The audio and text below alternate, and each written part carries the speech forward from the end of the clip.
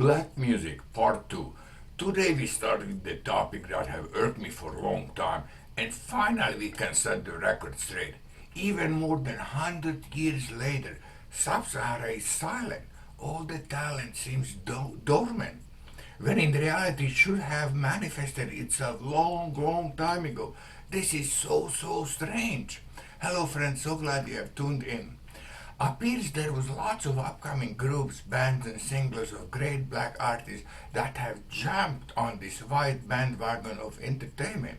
It would be an injustice to forget all the great composers of the classic era.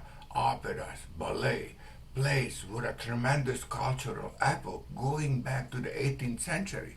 Folks, we had amphitheaters from the 6th century BC from the Greeks. So these cultural events of performance are all the time. Now please do not confuse this with some ritual sub-Saharan monotone dancing in circles around an ostrich bone, because that kind of rituals were performed by humans across the globe. The difference between the black versus white is that these plays and performances were practiced, rehearsed to perfection.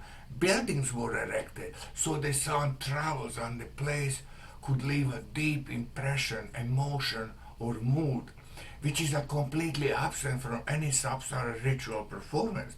So again, the white performance, singers, dancing, and plays are all this time. We have to realize there was not a single song, not a single one-hit wonder, not a single band, group, orchestra ever coming directly from the sub-Saharan Africa.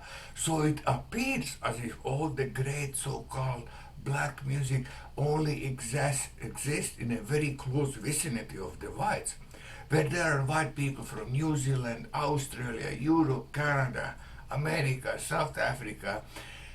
The white music exists independent of the blacks. But this same observation is non-existent when we're talking about the so-called great black musical natural talent of the sub-Saharan Americans.